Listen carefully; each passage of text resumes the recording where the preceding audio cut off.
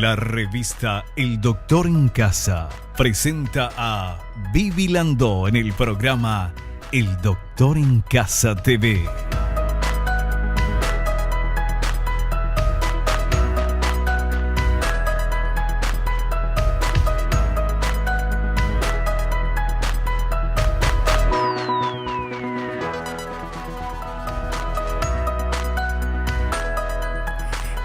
Hola, ¿cómo están todos? Muy, pero muy bienvenidos. Esto es El Doctor en Casa. Nosotros hoy vamos a hablar de cirugía en caso de hernias y aparición de eventraciones con el doctor Osmar Cuenca Torres, cirujano general. Y para tener una idea de lo que vamos a hablar, queremos ver esta placa, por favor. Esta placa dice lo siguiente: la cirugía de la hernia y de la eventración se basa en conseguir la curación definitiva. Hoy en día los procedimientos son mínimamente invasivos, con un postoperatorio confortable y rápida reiniciación de la actividad habitual. En cambio, si la intervención es postergada durante años, la hernia es de mayor tamaño y exige un tratamiento más agresivo. Bueno, ese es el tema que vamos a tratar con nuestro invitado en instantes nada más. Ahora, al inicio del programa, nosotros siempre agradecemos, porque es de bien nacido ser agradecidos. Queremos agradecerle a las empresas que están apoyando nuestro programa y hacer el ejercicio de la gratitud, agradeciéndole a Dios por el don de la vida, por el amor, por la salud, por la familia, por los amigos, por el trabajo, por los compañeros de trabajo.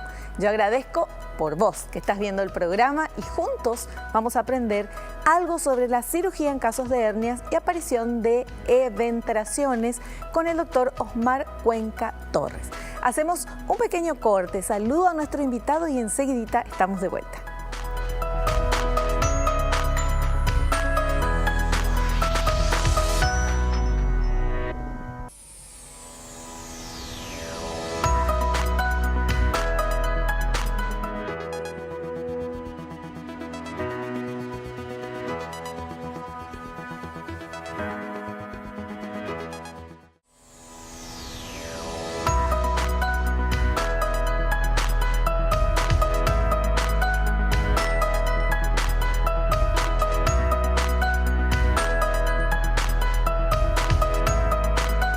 Ya estamos con nuestro invitado, el doctor Osmar Cuenca Torres, cirujano general. Doctor, bienvenido al programa, ¿cómo estás? Muchas gracias, Vivi, por la invitación y siempre un gusto compartir contigo y tu audiencia.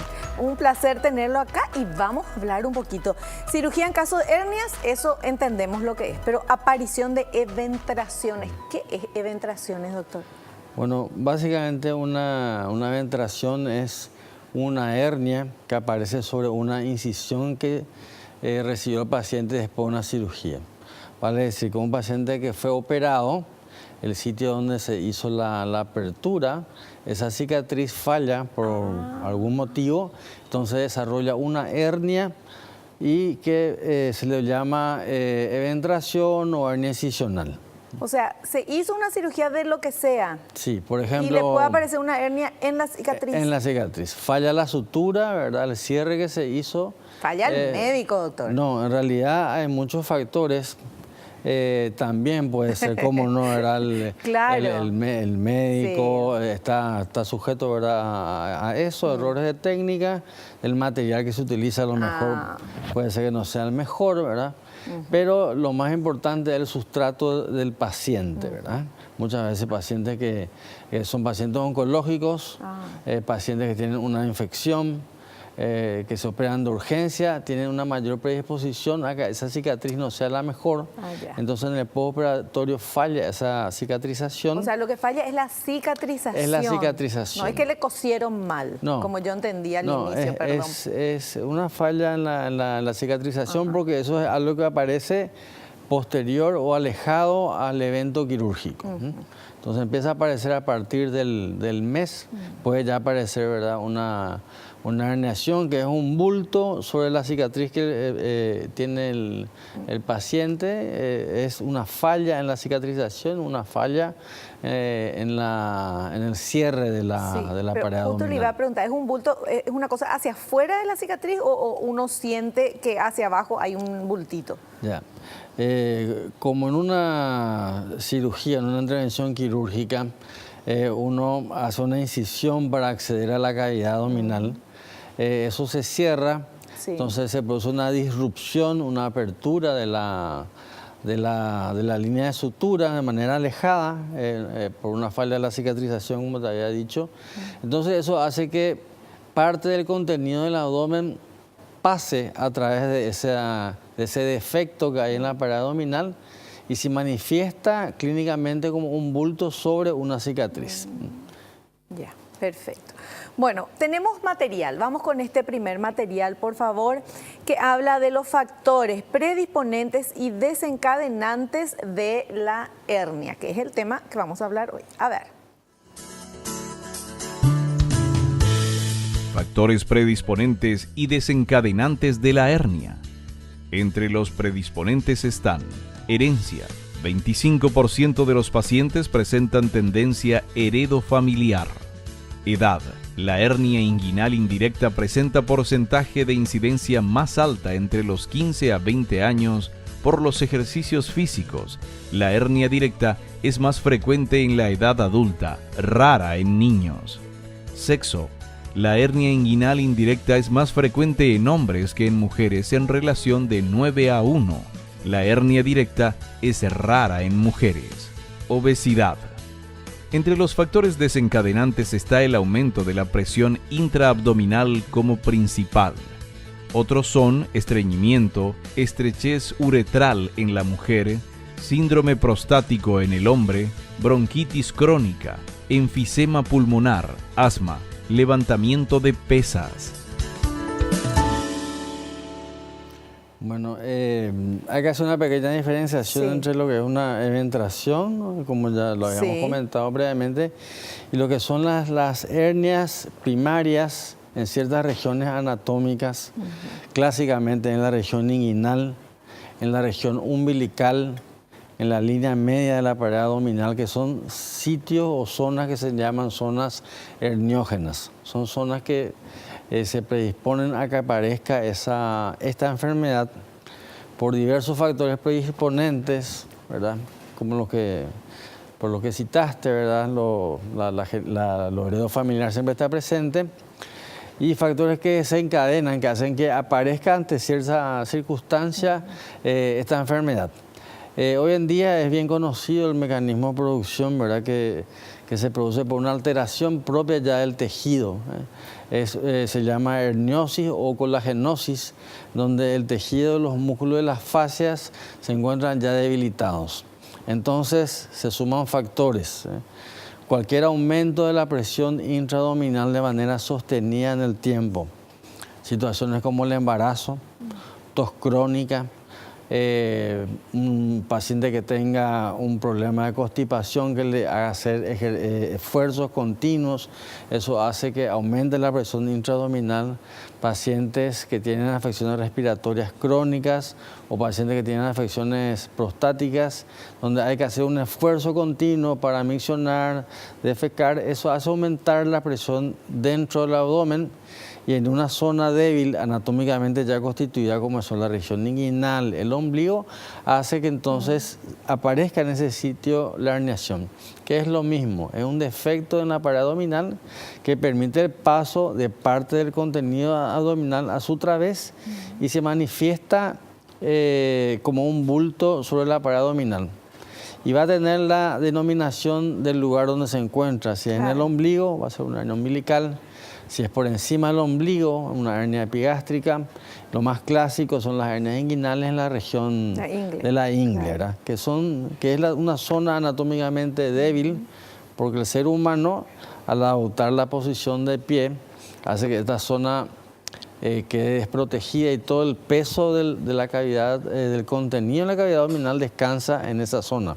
Es por eso que los cuadrúpedos no tienen una hernia, porque no hay distribución uniforme del peso. Bueno, Doctor, ¿la hernia sale por un esfuerzo de una vez, así alguien que alza un peso muy fuerte, o sea, mucho peso, o por distintas, varias, insistentes fuercitas que uno puede hacer? Bueno, en realidad, como te había explicado, son factores que se suman. El aumento de la presión abdominal tiene que existir. Cuando uno hace un esfuerzo, aumenta la presión intraabdominal y esa presión aumentada actúa en una zona debilitada ya anatómicamente y con esta afección que te he denominado que es la colagenosis o la areniosis, que es una debilidad ya propia del tejido. Son joven, pues musculoso, afecto a realizar ejercicio, igual puede tener una hernia, lo mismo con un anciano, ¿verdad? Una mujer, ¿verdad? Que está sometida al aumento de la presión intraabdominal por la gestación o por el embarazo. Claro. Bueno, vamos a seguir investigando y el doctor nos va a explicar sobre este tema. Ahora tenemos otro material que habla de los síntomas de la hernia. ¿Será que duele, sale, uno siente? Vamos a ver, por favor. Síntomas de la hernia. Los síntomas son variables. Con frecuencia, el propio paciente aprecia un bulto en la zona herniada que causa malestar o dolor abdominal y cede cuando se reintroduce el contenido herniario. El dolor puede aumentar con la posición de bipedestación, con la marcha y los esfuerzos. Síntomas gastrointestinales, flatulencia, dolor abdominal tipo cólico, acompañados de náuseas y vómitos, y llamándose a todo este conjunto de síntomas dispepsia herniaria. La complicación más terrible de las hernias es su posible estrangulación, salida de intestino que no puede reducirse y causa un cuadro agudo caracterizado por dolor y más tardíamente vómitos, requiriendo una intervención urgente para evitar la necrosis y perforación intestinal. Así mismo. Y la principal característica de la hernia es la aparición de un bulto en una de estas regiones que habíamos citado al hacer el esfuerzo. Entonces la gran ventaja es que el propio paciente puede hacerse el diagnóstico porque es algo que se aprecia a simple vista. Generalmente no duele. Cuando duele tenemos que pensar en una complicación. La historia natural de esta enfermedad es que aparezca con un esfuerzo y luego al ceder eso vuelva a reintroducirse a la cavidad abdominal, desaparece ese bulto. Pero vuelve, ¿solo se reintroduce? Al inicio puede volver solo, pero en la medida que va aumentando de tamaño, el paciente realiza él mismo algunas maniobras para volver a introducirla. Entonces, lo que pasa es que el defecto por el cual va saliendo el contenido de la cavidad abdominal va aumentando de tamaño. Eso permite que salga más. Entonces, a medida que progresa la enfermedad, esa tumoración que al comienzo era fácil de reducir se va volviendo irreductible, que ya es considerada una forma de complicación no aguda, pero sí nos hace decir que la resolución de este caso ya no va a ser tan sencillo como operar un caso al inicio. Claro. Y al crecer eso que sale, ¿verdad? La hernia, que la piel se distiende y es como una bolsita que la persona tiene. Así es, el contenido abdominal va saliendo, la piel tiene una gran distensibilidad, es por eso que hay hernias que pueden llegar a tener un tamaño considerable, hernias inguinales que llegan hasta la rodilla, que le llamamos hernias gigantes. Pero también trae acarreado otro tipo de consecuencias, ¿verdad? Porque el aparato abdominal participa en la respiración, entonces se ve afectado un poquito su funcionalidad. El paciente desarrolla una restricción respiratoria crónica. El peso de lo que sale hacia afuera también le produce una afectación de la estática de la columna, desarrolla una lordosis. O sea que una enfermedad que librada su evolución puede tener resultados importantes y durante ese desarrollo, si no hacemos algo, puede complicarse con lo que ya había citado, ¿verdad? Que es la estrangulación, que sí ya es una urgencia y requiere ya medidas de urgencia, una intervención quirúrgica de urgencia. Doctor, lo que sale, que es el intestino. Lo que sale generalmente del intestino. Sale, la piel lo cubre, es como una cosita que la persona tiene ahí por afuera, ¿verdad? Un bultito. ¿El funcionamiento del intestino es el mismo o se dificulta también? El funcionamiento es el mismo, pero produce ya esos síntomas que habías dicho. Como se encuentra parte del contenido abdominal afuera, puede producir pequeñas molestias, dispepsia, dolor. Si es el intestino grueso, una alteración del tránsito intestinal. Y esas pequeñas molestias, si se produce una estrangulación, obviamente se va a afectar la función del órgano, en este caso el intestino, y se va a producir una oclusión intestinal. Sí, eso es muy peligroso. Eso es peligroso, ¿verdad? No debemos llegar a operar pacientes en esa situación. ¿Y hay gente que anda con su hernia por la vida sin operarse? Sí. Muchas veces por una cuestión o una expresión cultural de nuestra gente demora un poquito o bastante tiempo la consulta. Como que se acostumbra a tener eso ahí. ¿Cómo se acostumbra? El más experto en meter su hernia es el propio paciente porque la conoce de memoria. Y de una cosa pequeña que empieza como un tamaño de un limón puede llegar a tener tamaños muy importantes, impresionantes, ¿verdad? Y así llega la consulta. Entonces, operar un paciente de esa característica con una hernia gigante o monstruosa ya implica una preparación mucho más importante, realizar estudios mucho más complejos y la cirugía en sí ya una técnica más compleja y debe ser realizada por un especialista en esa área. Perfecto. Bueno, vamos a seguir preguntándole cosas a doctor, estamos con mucha curiosidad, pero tenemos que hacer un pequeño corte. Volvemos ya.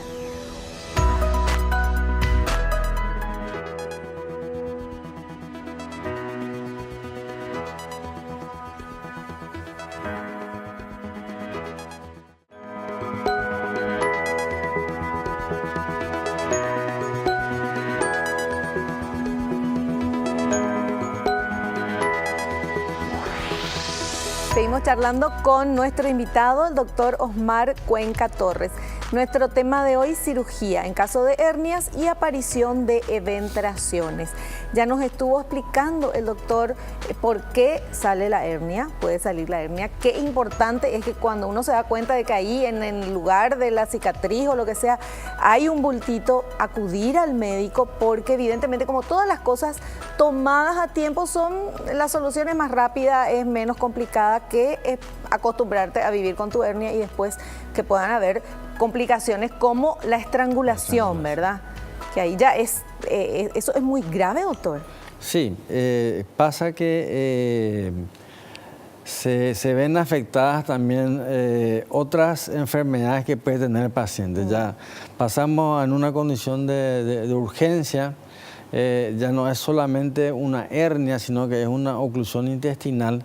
Eso ya es una afectación más sistémica o general para el paciente. El paciente puede tener deshidratación, si es un paciente que tiene otra enfermedad metabólica, diabetes, hipertenso, afecciones respiratorias, todas esas pueden descompensarse. Entonces uno se ve enfrentado a un cuadro de urgencia con un paciente que tiene polipatologías que también se descompensan. Entonces el contexto en el cual actuamos es totalmente diferente y aparte, sumado a lo que podemos encontrar en el acto quirúrgico, el contenido intestinal que sufre una interrupción de la vascularización, hay una necrosis, tenemos que hacer resecciones, a veces muy importantes. Ahí adentro, doctor, porque si se queda ahí así, exactamente. Es tóxico. Y eso genera también, ¿verdad?, un paso de las bacterias al torrente sanguíneo, el paciente desarrolla una infección que puede llevar a una sepsis abdominal. Entonces, puede causar la muerte. Claro. Es muy importante, puede ser grave. Entonces, y si tenemos un paciente añoso o de edad, ¿verdad?, con todas estas enfermedades que se van instalando a medida que uno va avanzando en la edad, entonces el cuadro general es más grave. Claro. No es lo mismo operar a un joven que un paciente que no tiene ninguna enfermedad que le acompaña con un paciente de edad con polipatologías. Claro. Bueno, pero también acá, entre paréntesis, lo que nosotros aprendimos en el Doctor en Casa es que uno puede llegar a tener muchos años y buena salud si se cuida, ¿verdad? Si sigue las indicaciones de todos ustedes los médicos. Claro. No necesariamente tener mucha edad significa tener enfermedades, pero generalmente es lo que vemos, ¿verdad? Lastimosamente, ¿verdad? Sí. Con el transcurso de la vida se van instalando, ¿verdad? Sí. Algunas afecciones, ¿verdad? Pero que son con una educación y un ritmo de vida adecuado, pueden ser perfectamente, son perfectamente controladas, ¿verdad? Claro. Sí. Bueno, tenemos otro material porque ya nos explicó el doctor, pero ahora había sido que hay tipos de hernia. Entonces vamos a ver estos tipos de hernia y después nos va a explicar el doctor. Adelante. Tipos de hernia. Podemos dividir las hernias en 4 grandes grupos: hernia inguinal y crural. Son las hernias más frecuentes y se localizan en la región de la ingle. Las inguinales son más frecuentes en el varón y a veces descienden hacia los testículos, mientras que las crurales lo son en la mujer y parecen ganglios en la ingle. En algún caso pueden estrangularse. Hernias umbilicales y epigástricas. Son muy frecuentes y, como su nombre indica, aparecen en el ombligo o por encima de él. Casi siempre su aparición se relaciona con un embarazo o con aumento de peso. Eventraciones. Son las hernias que aparecen en la cicatriz de antiguas operaciones y que en la mayoría de los casos se han producido por una mala cicatrización debido a sangrado, absceso o esfuerzos no controlados. Otras hernias. Existen otros tipos de hernias mucho menos frecuentes, como las pararrectales o de Spiegel y las hernias lumbares. Bueno, en realidad todas estas afecciones se las aúna, ¿verdad?, en lo que le denominamos afecciones parietales, que pues están ubicadas en la pared abdominal. Algunas son más características en el varón, otras son más características en las mujeres. Reciben la denominación del sitio anatómico en donde se desarrollan, y también podemos clasificarla por el tamaño del defecto, ¿verdad? Que puede ser pequeño, moderado, grande, monstruoso le llamamos, ¿verdad? Sí. Pueden adquirir proporciones inusuales. En la mujer es característica la hernia crural, ¿verdad? Que está ubicada en la región crural, un poquito por debajo del pliegue inguinal. Y la importancia en estos casos es que, como son pequeñitas, suelen pasar desapercibidas. Y tiene una característica muy especial, es que casi siempre se estrangulan. ¿Por qué? Porque pasan a través de un orificio que es inextensible. Entonces, al pasar el contenido, ya no regresa. Entonces, tienden a complicarse en un 50%. Entonces, muchas veces se confunde con un ganglio que típicamente es la zona donde también hay ganglios. Entonces, hay que hacer una buena evaluación física. Cuando en casos de urgencia tenemos un cuadro de oclusión que no sabemos muy bien a qué corresponde a una mujer, tenemos que pensar siempre en una hernia crural. Y en el varón, clásicamente las hernias inguinales, ¿verdad? Que pueden ir de una hernia pequeña hasta una hernia voluminosa, ¿verdad? Que todavía vemos en nuestro medio, ¿verdad? Que requieren ya una preparación especial para que el paciente pueda tolerar. La salida del intestino, de gran parte del contenido intestinal, nosotros no podemos en una cirugía reintroducirla si la cavidad abdominal ya no está preparada. Entonces, cuando la hernia es muy grande, tenemos que hacer una preparación especial, de manera que al reintroducir todo eso que está afuera, no tenga una repercusión fisiológica para el paciente. Le iba a preguntar eso, doctor. ¿Cómo es cuando un paciente va y usted dice, bueno, tenemos que operar? Entonces, pero ¿cómo hacen? ¿Se vuelve a introducir ese intestino que está hacia afuera? ¿Se cose bien? ¿Se le deja adentro? ¿Cómo es la cosa? Básicamente la cirugía consiste en volver a la cavidad abdominal lo que está afuera y cerrar el defecto por el cual salieron.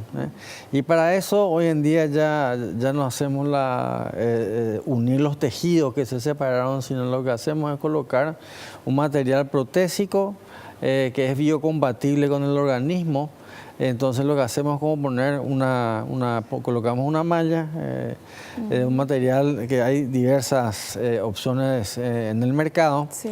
Y lo que hace es cerrar ese defecto y es como una prótesis de la pared abdominal, así como hay una prótesis de rodilla, prótesis de mama, prótesis de hombro, tengo una prótesis del tejido de la pared abdominal. Que es como una malla. Es una malla.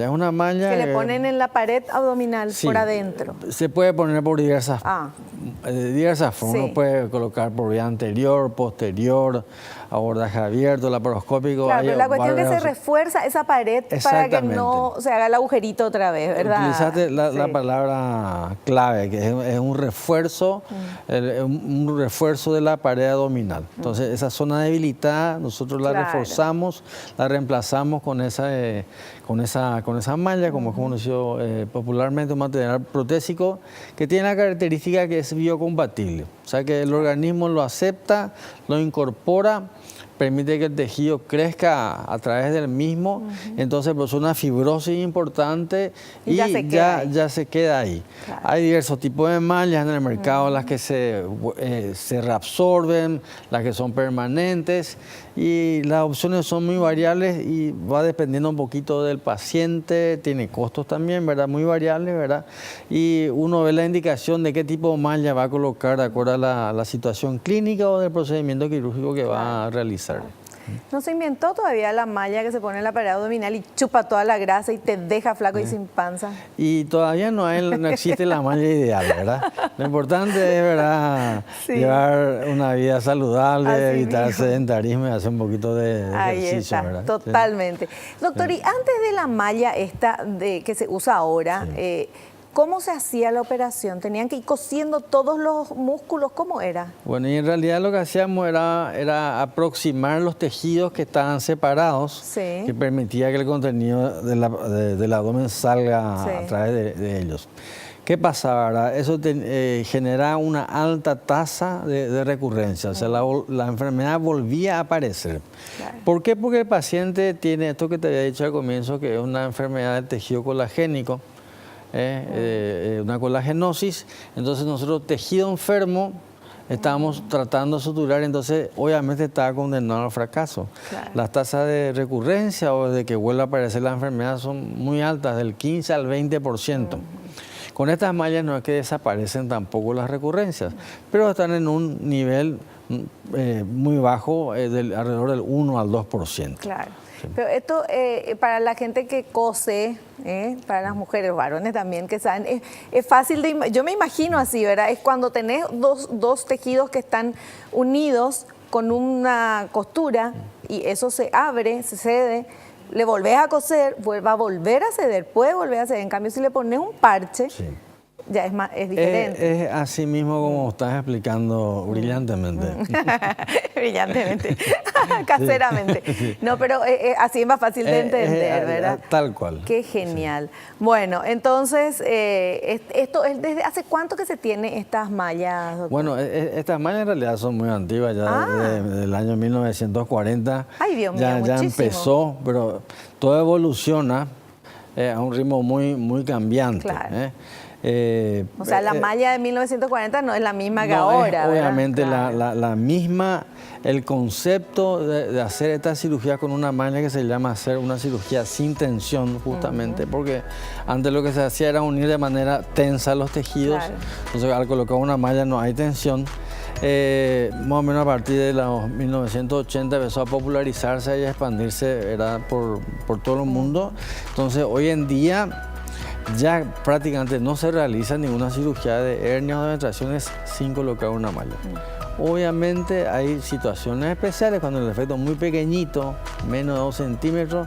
Entonces, si un paciente joven se puede tentar hacer una reparación con los tejidos, ¿verdad? Porque presumimos que el tejido es fuerte, el paciente es sano, ¿verdad? Si es muy pequeño no va a volver a desarrollar la enfermedad. Pero a partir de ese tamaño para arriba, ya la medicina basada en la evidencia, que son los estudios clínicos que se realizaban ya en varias partes del mundo, recomiendan que se utilice una malla.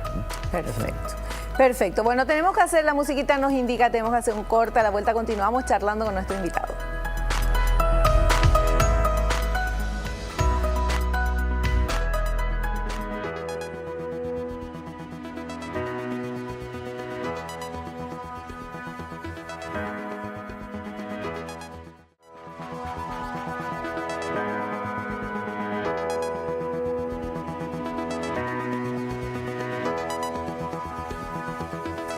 seguimos hablando con el doctor Osmar Cuenca Torres, él es cirujano general. Nuestro tema de hoy, cirugía en caso de hernias y aparición de eventraciones. Yo le quería preguntar algo, doctor, me quedé pensando con el tema de la malla esa.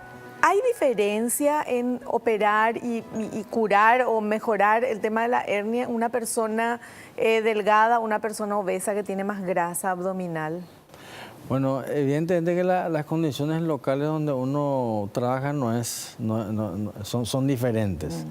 Se recomienda a la persona que tiene un sobrepeso, ¿verdad?, bajar. Muchas veces eso es un poquito difícil, ¿verdad? Entonces, tenemos en cuenta el índice de masa corporal muchas veces. Y hoy en día, cuando la paciente es muy obesa, está recomendada hacer una cirugía de la obesidad primero y luego actuar sobre la hernia o la eventración. Muchas veces no se puede, ¿verdad? O sea, cirugía bariátrica. Una bariátrica, por ejemplo. Sí, es para que baje. Para que baje, claro. Es lo que se recomienda. O si no, tratamos, ¿verdad?, que baje un 30% como mínimo del exceso que tiene para poder someterlo a cirugía. ¿Qué pasa, verdad? La presencia de grasa condiciona muchas veces algunas complicaciones en el postoperatorio. Es que la grasa complica toda la historia. Complica un poquito, sí. Entonces puede predisponer a infecciones, se puede acumular líquido, le llamamos seroma, ¿verdad?, que son complicaciones que vemos. Entonces el postoperatorio tal vez sea un poquito más difícil. Pero no podemos muchas veces estar esperando que la paciente baje por completo de peso o que se someta a una cirugía de la obesidad, porque no podemos condicionar porque la eso. hernia ya está ahí. La hernia ya está ahí y muchas veces ya tiene síntomas, entonces tenemos que operar en esas condiciones. Con riesgo. Tenemos que operar con ese riesgo de que el porcentaje de complicaciones puede elevarse un poquito más. Perfecto. Bueno, tenemos otro material que habla de tratamiento de hernias y eventraciones. Vamos a ver, por favor. Tratamiento de hernias y eventraciones. Al tratarse de afectaciones ocasionadas por un defecto muscular, el único tratamiento es el quirúrgico, a menos que el orificio herniario sea muy pequeño. Se recomienda reparar siempre el defecto con malla. En la mayoría de las ocasiones se procede, bajo anestesia regional, al cierre del defecto herniario mediante la colocación de la malla, de material perfectamente tolerado por el organismo. El acceso menos traumático es por medio de laparoscopio. Su objetivo es la corrección definitiva, evitando la reaparición y procurando la máxima satisfacción del paciente. Así mismo. En realidad va a depender mucho del tipo de paciente, las características, ¿verdad?, de la hernia. Hoy en día está muy en boga hacer una cirugía ambulatoria, en el sentido que el paciente llega para la cirugía, se somete a la cirugía, hacemos una anestesia local con sedación y al terminar el paciente va a la casa. Pero obviamente son pacientes seleccionados, no a todos podemos hacerlo, eso va a depender de las características clínicas que tiene el paciente. Si es una hernia de mayor tamaño, ya no podemos hacer una anestesia local, vamos a hacer una anestesia regional o general. El abordaje laparoscópico hoy en día cambió mucho el concepto que tenemos, ¿verdad?, de operar al paciente, porque tiene algunas ventajas, ¿verdad?, que para algunos son más importantes, para otros no. La estética, que a lo mejor no es lo más importante para el profesional, pero sí para el paciente. Pero lo importante es que permite también una readaptación a las actividades físicas y laborales con mayor rapidez. ¿En cuánto tiempo más o menos? Bueno, va a depender mucho. Si es una hernia inguinal, el paciente puede empezar a desarrollar actividad de oficina a poco tiempo, 48, 72 horas. Si es un paciente, ¿verdad?, un obrero, probablemente vamos a esperar un poquito más, ¿verdad? O un atleta de alta competencia. Pero la recuperación es rápida. A los 15 días ya puede estar realizando caminatas, trote y al mes abdominales. Perfecto. Sí. Bueno, y ahora vamos con lo que más nos interesa, la prevención. A ver, por favor, este material. Prevención. Independientemente de la predisposición genética y del deterioro de la pared abdominal con la edad, hay algunos hábitos poco saludables que pueden ser la causa de la aparición de estas enfermedades. realizar determinado tipo de esfuerzos físicos, levantar pesos de una forma brusca e incontrolada, la obesidad, la tos crónica de los fumadores, el estreñimiento, etc. son algunas de las causas que pueden favorecer la aparición de hernias. Por tanto, llevar una vida saludable con ejercicios adecuados ayudará a evitar esta patología. Lo que quiero recalcar es el hábito tabáquico. El fumar afecta directamente, aparte ya de las implicancias respiratorias y que produce cáncer, también tiene una repercusión muy importante en el tejido. Sí. Entonces, predispone mucho a desarrollar la herniasis o la colagenosis.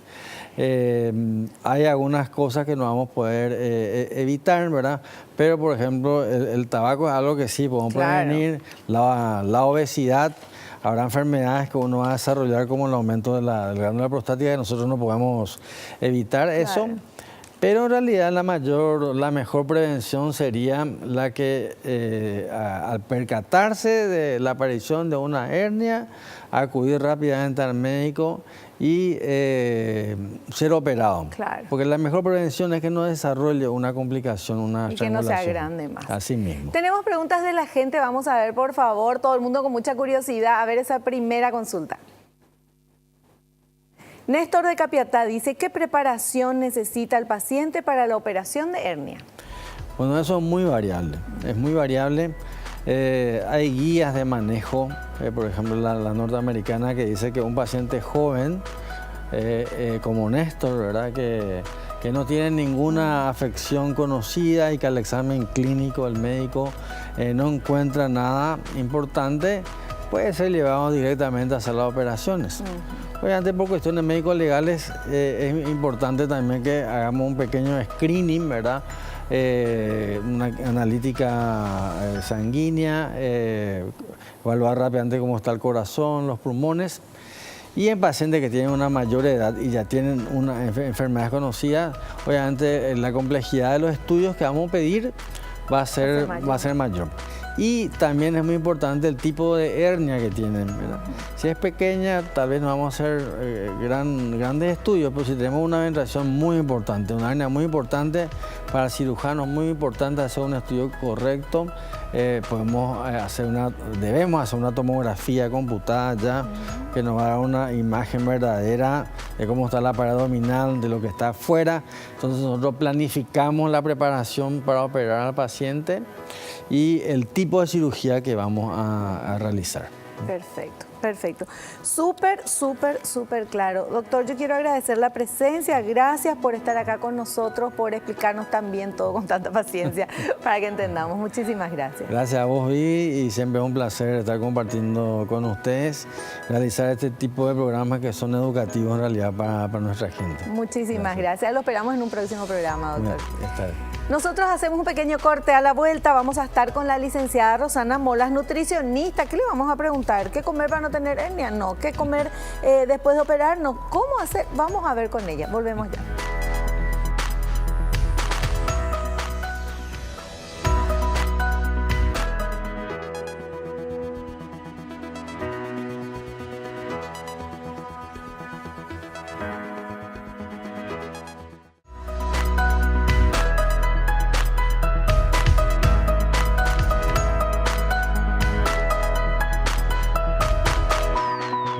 Muy bien, ya estamos con la licenciada Rosana Molas, nutricionista. ¿Qué tal, Rosana? Hola, ¿Cómo estás? ¿Cómo estás? Un gusto estar aquí nuevamente. Igualmente, un gusto tenerte aquí. Bueno, queremos saber cómo es el tema de la alimentación con esto que estuviste escuchando de las hernias. Así mismo, como bien decía el doctor, hay una característica normalmente si nuestras pacientes o nuestros pacientes tienen un poco de sobrepeso o obesidad, tenemos que tratar que ellos disminuyan el peso antes de entrar a cirugía. En el caso del tamaño, siempre las hernias se puede esperar o no.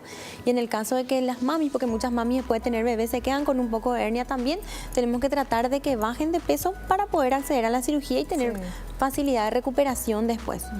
el preoperatorio, como nos decía el doctor, es rápida la cirugía hoy en día, ya no tardan, entonces lo que necesitamos es una alimentación muy balanceada el día anterior, nada pesado, un poco light como normalmente se dice, no comidas copiosas. Entonces llegamos al hospital, se hace toda la cirugía, la anestesia que tendría que ser, el paciente sale y en el post sí cuidar las proteínas y las vitaminas C, las vitaminas E, todas las que nos ayudan para la recuperación y la regeneración del tejido rápidamente.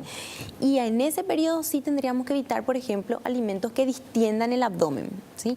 Todos aquellos que creen flatulencia. Uno sabe muchas veces cuáles son aquellos que les crean un poco de gases. Hay gente que dice la cebolla yo no puedo comer, hay otra gente que dice los lácteos yo sé que como, brócoli, coliflor son las que normalmente crean. Bueno, entonces esos alimentos que crean gases son los que tendríamos que evitar. Las gaseosas, todos los que contengan un exceso de azúcar, las harinas, por supuesto. Entonces, esas tendríamos que evitar los días seguidas de la cirugía, en el postoperatorio. Y hacer énfasis a las proteínas, que son las que nos van a ayudar a la recuperación, la vitamina C y la vitamina E, aquellas que son luego forman parte para la cicatrización y colaboran en ese proceso. Directamente eso para el post y continuar, por supuesto, si estamos un poco excedidos de peso, tratando de ir bajando y fortaleciendo ese músculo, porque la verdad que lo que más nos va a servir en ese momento es el fortalecimiento. Ir fortaleciendo el músculo de a poco y una alimentación balanceada con un poco de ejercicio, vamos a lograr llegar a punto sin ningún problema, rápidamente. Perfecto. Sí, qué genial. No, es como siempre tenemos el punto del sobrepeso y obesidad que nos marca ahí un parámetro para decir, si estás con un poquito de sobrepeso, ojo porque vamos a tener que trabajar un poquito más en tu caso. No, porque el tema del sobrepeso, fíjate, uno tiene sobrepeso, pero después justo tiene la hernia, ya se complica eso. Tenés sobrepeso, después tenés otro problema, te tienen que operar, lo que sea. Siempre el sobrepeso te quita salud. Entonces, tenemos que tratar de evitar eso, tratar ¿verdad? de que la grasa esté en su justa medida en el organismo. ¿Sí? No tener de más la grasa, bueno, eso también colabora a que todos los procesos inflamatorios o postquirúrgicos sean mucho más rápidos. Y después de la operación, después de la operación, ¿cómo tiene que ser, no sé, la primera semana o unos días, o puede comer cualquier cosa? Puede comer el paciente lo que quiera, siempre y cuando no haga comidas copiosas muy grandes. Evitar frituras, evitar comidas en exceso, hacer 4 o 5 comidas en el día en porciones pequeñas, evitar aquellas, como te decía, que generen gases, evitar todas aquellas que sabemos que tienen un contenido de grasa demasiado grande. La comida antes de la operación y después de la operación sería igual. Igual. Claro. Estaría más marcado en cantidad y en evitar aquellas que generen gases. Eso sería. Y tratar de mejorar siempre y cuando la calidad del alimento. Porque a lo que todo tendríamos que apuntar es siempre a una alimentación saludable, una alimentación balanceada. Perfecto, clarísimo. Muchísimas gracias, nos explicaste re bien y bueno, la importancia de la buena alimentación, de la vida sana, que siempre decimos acá en el programa, para estar bien, perfectos por si aparece algo a nivel de hernia o lo que sea, por lo menos que el organismo esté bien para poder ir al médico que te haga la operación y que no tengas ningún tipo de problema. Frutas, verduras y cereales integrales en el caso que podamos siempre tener a mano, entonces con eso nosotros estamos teniendo un buen aporte de fibra, un buen aporte de vitaminas, que es lo que normalmente está faltando en nuestra alimentación. Perfecto. Bueno, licenciada Rosana Molas, muchísimas gracias por tu presencia aquí en el programa y queremos invitarte para uno próximo. Gracias a ustedes por la invitación y claro que estaremos. Muchas gracias. Bueno, nosotros nos despedimos hasta el próximo programa, si Dios así lo permite. Espero que te haya gustado, como nos gustó a todos, que hayas aprendido. Nos vemos en el próximo programa y no te olvides, naciste para ser feliz, no te conformes con menos. Chao, chao.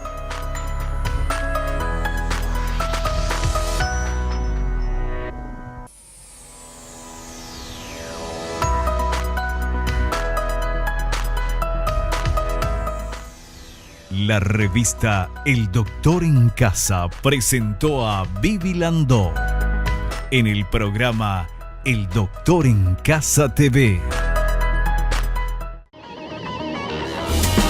Fue una realización de Alicante.